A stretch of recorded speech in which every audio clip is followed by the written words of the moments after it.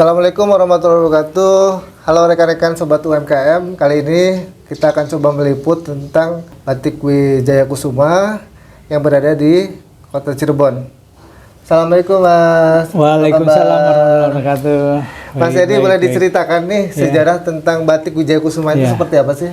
Ya, jadi Batik Wijaya Kusuma ini kita pada tahun 2010 berdiri. Nah, sekarang ya kita berkembang gitu dengan motif-motif, ya kita lestarikan motif keratonan gitu. Seperti itu. Oke, jadi perlu rekan-rekan ketahui nih bahwa ternyata batik Cirebon itu ada 3 kategori ya. Yang pertama itu adalah motif keratonan, yang kedua itu adalah motif pesisiran, yang ketiga itu adalah motif pecinan. Pecinan ya. Nah, sementara ini kalau Mas Yadi itu lebih concern di motif keratonan. Mas Yadi boleh diceritakan selama proses tahun 2000 berapa tadi? 2010. 2010 berarti sudah hampir 13 tahun loh teman-teman. Iya. Melestarikan budaya lokal Cirebon dengan batiknya ya. Nah, selama 13 tahun ini Mas Yadi ada bisa disampaikan nih kisahnya seperti apa sih gitu biar teman-teman tahu bahwa Mas Yadi selama 13 tahun ini eksis mengembangkan batik keratonan di Cirebon ini. Ya. Silakan Mas. Ya, jadi kita kisahnya ya ada yang sedih, ada yang suka gitu ya. Awalnya dari awal kita dari nol gitu. Dari tidak punya modal gitu. Tidak punya modal, cuma kita modal dengan niat dan semangat aja itu. Kemudian kita matur ke Sultan Sepuh, yaitu dulu Pangeran Raja Adipati Arif Natadiningrat. Kemudian alhamdulillah kita diberi kepercayaan untuk masuk ke keraton, dan istilahnya di keraton kita disediakan tempat untuk menggelar kerajinan kita, terutama batiknya. Ya, di situ selama itu berjalan, dan berjalannya waktu kita kenal dengan dinas, terutama dinas perindustrian perdagangan Kota Cirebon gitu. Kemudian berlanjut lagi ya kita ada bergabung juga di RKB gitu, bergabung juga di lembaga-lembaga lain gitu. Oke. Nah, selama 13 tahun ini kan tadi disampaikan ada suka dan dukanya. Kalau dukanya seperti apa sih, Mas? Ya, dukanya terutama ya kita kalau tidak punya modal, gimana kita caranya tetap eksis gitu, tetap membuat batik gitu. Ya, dengan berbagai cara lah istilahnya. Ya, sampai-sampai ya kita ya meminjam uang ke bank gitu. Ya, bayarnya juga alhamdulillah gitu lancar, cuma ya kita cari-cari lagi gitu. Ya, seperti itu lah. Oke, berarti sebenarnya dukanya adalah permodalan ya. Tapi dari sisi ini Mas, dari sisi yang lainnya nih mungkin pemasaran atau apa, ada kendala nggak sih? Ya, pemasaran juga ya banyak kendala ya. Istilahnya namanya batik juga tidak serta-merta terjual gitu. Kadang kita harus ya woro-woro ke teman-teman atau ke mana gitu, ke instansi, ikut pameran atau gimana gitu. Ya itu pun walaupun kita ikut pameran belum tentu dibeli gitu. Tapi ya kita syukurin aja gitu apa yang telah didapat gitu. Oke, artinya Mas Yadi ini dalam mengembangkan usahanya tidak ngoyo ya. Iya. Selama itu masih continue, terus ya mungkin salah satunya adalah bersyukur ya. Iya. Dalam menjalankan bisnis batik ini. Nah, pertanyaannya Mas Yadi nih, mungkin saya tanyakan bahwa kok mau gitu bisnis batik ini gitu. Apa sih yang menginspirasi dari Mas Yadi sendiri? Iya. Jadi berawal kita dari sebenarnya ayah saya juga istilahnya seorang seniman, seorang budayawan, yaitu Pangeran Umbara Wijaya Kusuma. Yaitu juga istilahnya warisan dari ayah saya, seorang seniman. Yang dulunya saya itu sebenarnya sebelum di batik itu di lukis kaca. Oh, lukis Di kaca. lukis kaca. Nah, karena ada kesamaan, makanya kalau lukis kaca istilahnya lebih lama dari batik itunya keluarnya untuk ininya. Makanya saya punya ide, kembangin di batik gitu. Di batik, kemudian ada ornamen-ornamen di keraton. Oh, ini yang harus diangkat gitu. Budaya yang harus diangkat gitu. Motif-motif yang harus diangkat ke permukaan. Itu yang saya suka gitu. Oke, berarti sebenarnya mungkin perlu teman-teman ketahui juga bahwa memang rumahnya Mas Yadi ini dekat dengan keraton. Jadi tidak heran lah ibaratnya ikut serta melestarikan budaya Keraton Cirebon ya. Itu kalau mungkin saya kan tinggal di Majalengka, kan jauh banget kan. Mungkin tidak pernah berpikir untuk mengembangkan batik ini gitu teman-teman ya. Nah, Mas Yadi, tadi sudah disampaikan bahwa ada suka dan dukanya. Selama proses 13 tahun ini apa sih gitu yang dilakukan oleh Mas Yadi untuk terus mengembangkan usaha UMKM-nya di bidang batik ini? Ya, jadi pertama kita harus teguh ya dengan pendirian kita, kemudian kita harus kuat dalam istilahnya berusaha, berbisnis gitu. Kemudian selanjutnya ya itu harus berinovasi di sini, walaupun kita batik keratonan. Istilahnya kita kembangkan gitu, kita variasikan dengan motif-motif lain gitu, dicampur gitu ya, sehingga terciptalah motif-motif yang baru gitu. Oke, berarti perlu teman-teman ketahui juga bahwa inovasi itu penting dalam usaha ya.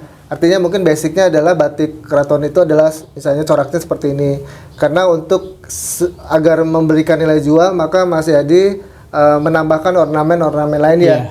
Karena namanya kebutuhan, kemauan itu kan pasti akan mengikuti perkembangan zaman. Itu ya Mas. Tapi yang letter-nya yang standar dari keraton itu sendiri masih tetap dipertahankan ya? Iya, kita pertahankan sampai saat ini. Oke, terus kemudian dari batik keratonan ini sebenarnya ada berapa jenis batik Mas? Untuk batik keratonan yang saya tahu itu sekitar 50 jenis batik. Ada 50 jenis batik loh teman-teman. Jadi banyak banget gitu. Motif keratonan aja ada 50 jenis batik ya. Mungkin teman-teman pasti nggak bakal hafal. Mas Yadi hafal nggak dari 50 itu? Ya belum terlalu hafal ya. Ya paling yang hafal sekitar 20-an lah. 20-an. Nah, yang diproduksi dari 50 jenis batik itu berapa? Itu baru 10 yang diproduksi. Oh, berarti ada 40 lagi nih PR buat Mas Yadi untuk mengembangkan batik keraton ya, supaya 50-nya itu tercapai. Nah, 50 jenis batik keraton ini sebenarnya di keraton sendiri ada ya? Ada. Itu dari zaman Putri Ongtin, kemudian Sunan, ya istilahnya dari zaman Panembahan Ratu, Panembahan Girilaya. Kalau yang banyak dikembangkan itu dari zaman Panembahan Ratu. Panembahan Ratu. Iya. Oke, dari 50 itu yang paling diminati itu jenisnya batik apa Mas? Itu seperti singa barong, singa payung, kemudian patran keris. Oh, itu beberapa jenis produk yang diminati ya. Iya. Nah, Mas Yadi di Sanggar Wijaya Kusuma ini kan ada pembuatannya itu ada 2 jenis ya. Iya. Pembuatan jenis batik tulis dan batik cap. cap. Nah, untuk batik tulis sendiri itu memerlukan waktu berapa lama, Mas? Untuk batik tulis itu tergantung dari motif juga. Kalau motifnya mudah itu sekitar 2 minggu lah. 2 minggu. Kalau yang tersulitnya sampai rumit sekali itu namanya motif Sekar Jagad itu sekitar 2 bulanan. 2 bulan tuh teman-teman lama ya. 2 minggu dan 2 bulan. 2 minggu itu asumsinya 1 hari berapa jam Mas kerjanya gitu? 1 hari sebenarnya kalau itu dari kita jam 8 sampai jam 3 lah. Oh, jam 3 ya? Itu 1 istirahat ya, siang istirahat dulu, kemudian dilanjut lagi gitu. Oke, itu ya. Jadi teman-teman yang mungkin perlu ketahui bahwa proses pembuatan batik itu sangat rumit ya, apalagi kaitannya dengan corak-corak yang cukup estetik lah di kalangan keraton ya. Yang seperti Mas Yadi sampaikan tadi bahwa bisa sampai 2 bulan untuk membuat satu kain batik ya. Nah terkait dengan harga nih Mas, kan kalau harga itu pasti akan beda ya antara Iya, batik tulis iya. dengan batik cap. Iya. Itu harganya bervariasi kisaran berapa? Kalau batik tulis itu kisaran 500 ya sampai dengan puluhan juta juga ada sih sebenarnya. Puluhan juta. Iya. Batik apakah yang pernah Mas Yadi jual dengan harga yang paling mahal? Ada itu namanya batik wayang. Oke. Batik wayang ya dengan adegan wayang gitu. Itu di kisaran 12 juta. 12 juta. Itu mengerjakannya dalam waktu Ya sekitar 3 bulanan. 3 bulan. 3 bulan. 12 juta 3 bulan bayangin. Itu satu orang ya? Yang kerjain satu orang atau banyak orang?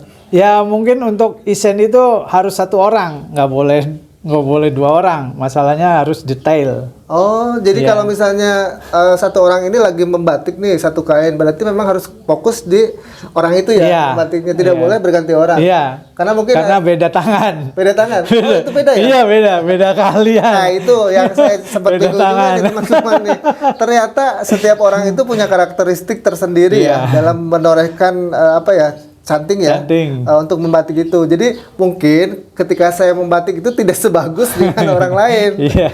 Nah pertanyaan saya nih Mas, untuk membatik itu perlu belajar berapa lama sih? Saya sendiri langsung ya terjun misalnya belajar itu 1 tahun baru lancar. 1 tahun teman-teman, bayangin 1 1 tahun baru lancar. baru lancar membatik. Jadi saya nggak kepikiran deh untuk belajar membatik ya, karena lama loh 1 tahun. Nah sekarang mempekerjakan berapa orang Mas? Alhamdulillah kita pekerjanya 5 orang, baru 5 orang sih. Baru 5 orang. Iya. 5 orang berarti asumsinya 1 orang fokus pembuatan satu batik, berarti dalam waktu 2 minggu atau 1 bulan berarti minimal ada 5 ya? Iya, Jadi ya? iya. Oke, untuk pemasaran kemana aja nih Mas? Pemasaran kita untuk lokal, untuk daerah Cirebonnya, kemudian kita Jakarta sampai dengan Bandung juga. Ya kadang ada orang dari Inakraf terutama ya, pameran Inakraf yang di Jakarta itu kan internasional. Ya. Kadang ada yang mesen dari Jepang juga. Oh, berarti sudah sampai ke luar negeri nih batiknya Mas Yadi ini. Mas, untuk tahapan pembuatan batik itu seperti apa sih? Tahapannya itu sebenarnya dari selembar kain putih, Oke. kemudian kita gambar dengan Cantik. pulpen Pulpen, oke. atau dengan pensil. Oke, jadi dibuat sketsa dulu nih teman-teman. Sketsa ya. Sketsa dulu. Itu di jiplak, sistem jiplak. Jadi buat di kertas dulu, kemudian baru di kain dijiplak, Oke. kemudian baru dicanting. Oke. Nah setelah dicanting itu, canting itu ada 2, ada yang canting reng atau reng-rengan ya, itu garis besarnya digambar semua. Kemudian ada isen namanya, mengisi ya yang kosongnya dengan garis dan titik. Disebutnya kan batik baris dan titik. Oh, Gitu. baru dengar saya. Jadi teman-teman, ternyata batik itu kepanjangan dari baris dan titik. Iya. Waduh, jujur baru dengar saya. Mungkin teman-teman juga baru dengar ya. Batik itu baris dan titik. Iya, baris dan titik. Jadi kalau cuman membuat secara global itu bukan batik ya. Bukan. Berarti itu kuncinya terakhir itu adalah dibuat Batik, baris-baris baris dan titik. Waduh, saya baru dengar teman-teman. Oke, setelah pengisian ya. Pengisian selesai baru kita pewarnaan. Oke. Pewarnaan selesai kita jemur. Setelah dijemur baru kita namanya pelorodan, menghilangkan malam, sisa-sisa malam gitu. Baru setelah itu Ya, baru setelah itu dijemur. kita jemur, kita ya setrika, dirapihkan, baru kita Dijual. jual. Iya. Nah, dari proses tadi kan ada batik tulis sama batik cetak.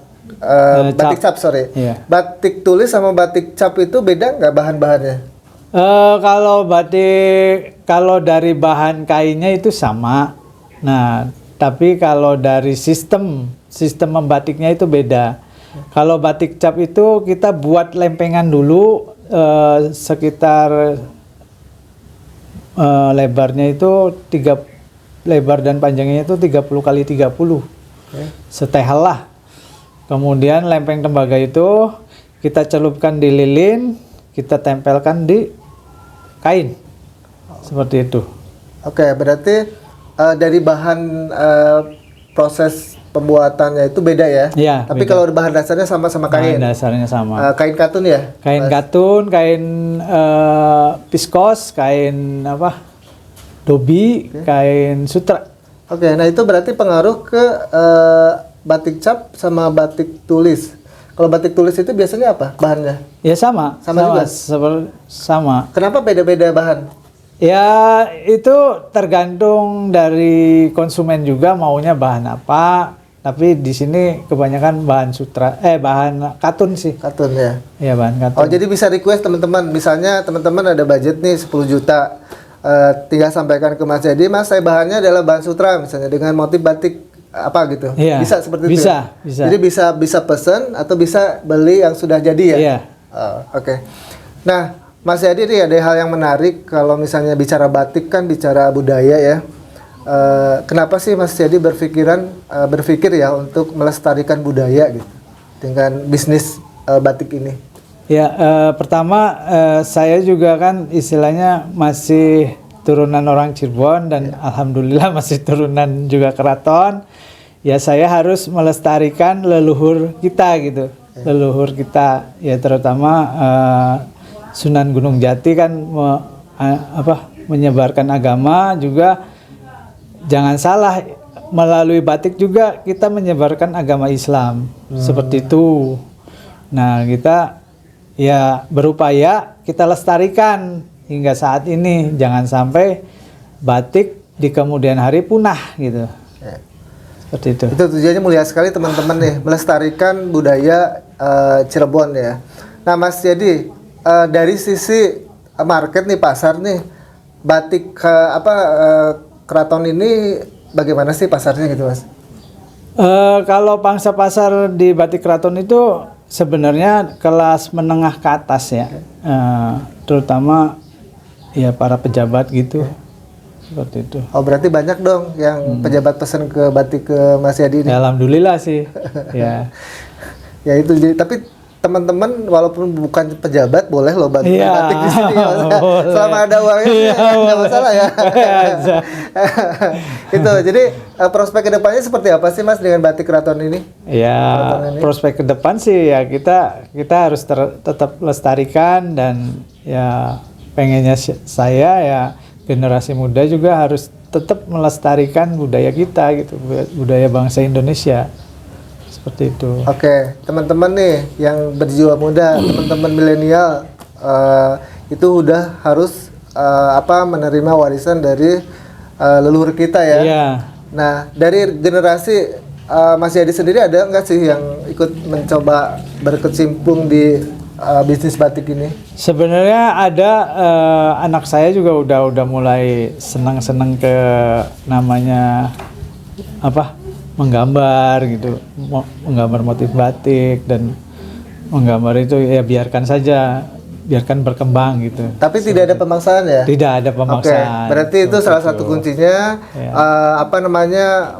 Menyampaikan tentang batik-batik, tapi nanti kembali lagi ke anaknya Iya. untuk meneruskan atau tidak ya. Iya. Tapi harapan Mas Jadi ada penerus yang bisa menggantikan beliau untuk terus mengembangkan batik ini ya. Iya. Nih, ada lagi pertanyaan Mas Yadi. Mas Yadi kan selama 13 tahun itu dalam rentang waktu cukup lama nih. Iya. Kalau boleh saya tanya nih, kan dulu mungkin awal-awal itu pasti banyak tantangan, banyak kendala lah ya. Iya. Kalau sekarang kan ibaratnya Mas Yadi udah dikenal lah batik Sanggar Wijaya Kusuma ini. Nah, bagaimanakah cara mempertahankan kualitas dari batik itu, Mas? Ya dengan cara ya kita sebagus mungkin kita buat motif gitu. Ya itu dari sisi itunya pembuatan motif, dan dari sisi kualitas ya kita jaga gitu. dari bahan, kemudian dari pewarnaan kita jaga, jangan sampai mengecewakan konsumen seperti itu. Oke, ada nggak misalnya lagi proses membatik tiba-tiba reject gitu, misalnya ya mungkin kan ketika kita dalam membatik kan kondisi pikiran kita kan belum tentu bagus semua ya, misalnya lagi ada masalah atau apa, misalnya pekerjaannya tiba-tiba ada kesalahan, hal itu bisa diminimalisir nggak sih? Bisa dibenerin nggak? Bisa. Oh, bisa, okay. Masih bisa. Berarti tidak ada ibaratnya ketika batik itu selesai ada reject itu minimal ya? Iya, jarang ya? Jarang. Karena mahal loh teman-teman. Jarang. Jadi kalau misalnya teman-teman lagi nggak mood, ya nggak usah membatik. Iya. Nanti harusnya ke sini malah jadi kemana-mana itu. Nah, Mas Yadi, planning kedepannya seperti apa sih? Ya planning ke depan ya saya kalau bisa ya bisa ekspor ya. Ekspor ya? Iya, ekspor. Sekarang belum dilakukan? Belum. Karena kita dilihat dari kondisi modal dan SDM-nya. Berarti ada keterbatasan dari SDM dan modal Iya. ya? Oke, berarti cita-cita Mas Yadi itu tinggi sekali nih, mau ekspor batik Keratonan Cirebon itu ke luar negeri. Tapi ada nggak pernah mungkin di event-event pameran itu ada dari luar negeri datang beli batiknya? Ada. Ada respon mereka seperti apa? Responnya, oh batiknya bagus ya, ini punya khas tersendiri gitu. Unik, ya. Oke. Nah ini teman-teman perlu ketahui bahwa ternyata bisnis itu adalah salah satunya salah satu yang mendongkrak eksistensi itu adalah unik. Itu penting ya. Ibaratnya kalau batik yang umum, misalnya batik yang Megamendung ya itu kan semua sudah umum lah ya. Iya. Justru ini yang unik-unik ini yang Mas Yadi geluti sehingga akan terus berkembang ya. Iya. Harapannya seperti itu karena dalam tanda kutip pesaingnya nggak banyak gitu. Tapi kalau batik-batik yang sudah di pasaran ya pesaingannya banyak gitu ya. Ya Mas ya. Iya. Cuman memang effortnya lebih lama kalau untuk batik tulis dan batik cap tadi. Nah, Mas Yadi, ada nggak harapan atau keinginan batik Cirebon ini, khususnya batik keraton ini, kedepannya seperti apa? Ya kedepannya batik Cirebon agar lebih dikenal ya di masyarakat, baik masyarakat lokal, nasional, maupun internasional gitu. Oke. Nah, jujur aja saya juga baru tahu ternyata batik keratonan ini banyak sekali, ada 50 macam. Ini apa ikat kepala yang saya pakai juga salah satu motif Cirebon ya? Iya. Ya, jadi biar tambah ganteng ya pakai ikat kepala gitu. Karena kepala saya nggak ada rambutnya, teman-teman. Nah, dari usaha Mas Yadi ini, kalau boleh tahu nih, berapa sih omset per bulannya, Mas? Ya, omset per bulan ya alhamdulillah sih sekitar di atas 5 juta ke atas lah. Oh, di atas ya? Iya, artinya untuk menghidupi keluarga oke kalau gitu ya? Oke. Nah, itu teman-teman. Jadi bisnis rumahan pun bisa menghasilkan tentunya. Apalagi tadi ditunjang oleh promosi pemasaran ya. Kalau misalnya kebayang aja kalau Mas Yadi ternyata omsetnya dari sebulan misalnya cuma 6 buah ya, 6 kain gitu ya, tiba-tiba melaju jadi 60 kan lumayan. Itu teman-teman bisa beli ke Sanggar Wijaya Kusuma. Itu ya. Oke, Mas Yadi, ada tips nggak sih buat teman-teman pelaku UMKM yang mau merintis, mau memulai atau mungkin sudah mulai berjalan gitu? Apa sih tipsnya gitu, Mas Yadi? Tipsnya yang penting satu, niat dulu, niat usaha dulu. Kemudian jangan takut tantangan itu. Niat teman-teman. Itu setiap saya wawancara pasti niat dulu.